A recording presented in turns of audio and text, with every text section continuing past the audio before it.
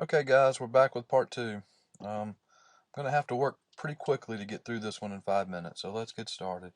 A plain box, 2x4s, plywood underneath filled with sand, about 2 inches deep. I created a shape in the sand with my hand. Didn't have anything specific in mind here, so this is just a generic shape. I actually created two. The sand is wet. I used a spray bottle to wet the sand. Helps hold the shape better. Alright, I'm going to use lath as a reinforcer in the center of the flat slab. I cut it to shape. One thing to pay attention to is I think mine was a little too wide. There was a couple of places where the edge came through. I would give yourself at least a ½ inch between the edge of the lath and where you want the edge of your slab. It made this a little better on the bigger one. Have a little more room there. Alright, it's time to make the concrete. Took a mortar mixing tray. A bag of Portland cement cost about $10 at my big box store. It's gray. Some all-purpose sand, $3 for a 50-pound bag. Used a little color. This time, since I'm making a flat tray, I'm going to use black. Flat tray, a flat slab. I'm going to use black. 95% of this slab will be covered. Just the edges will show. So I thought black would be good. I began mixing it. I used a 1-to-1 ratio of cement to sand. I mixed it really well with my hand to start with. I then added the water. I always, every time I've seen this done, and I looked at Ken's notes the other day, we always get it too wet. So be careful about how much water you add. Add it slowly.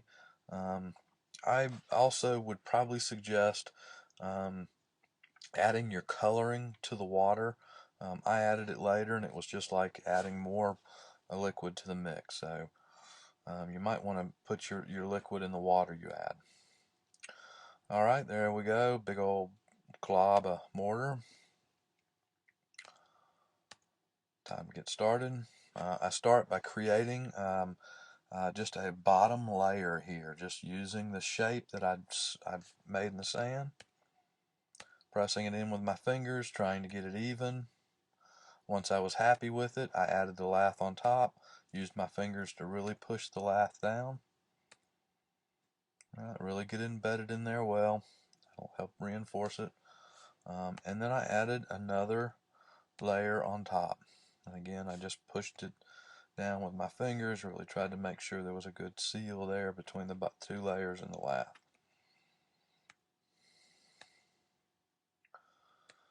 Alright, did the bigger one, finished the bigger one.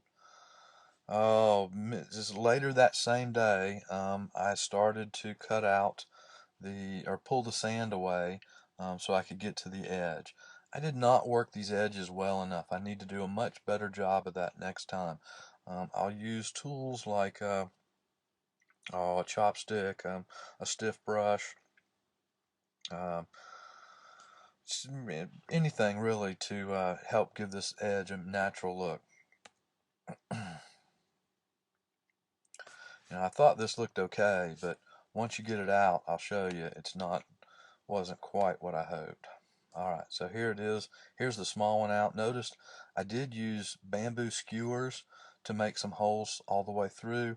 A couple of times through the drawing process. This is probably 4 days later that I actually pulled it out. I kept it wet, kept it covered with towels to help it um, uh, all set up and cure slowly.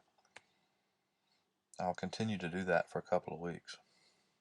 This is the bottom side. You can see it's just kind of like the pattern I had in the sand. I wish this undercut a little bit more. Next time I'll carve this to make it undercut a little bit more. This tip's okay, but here's the bigger one. Again, you can see it has some holes too. Careful about where you place your holes. You don't want to place them where it might show.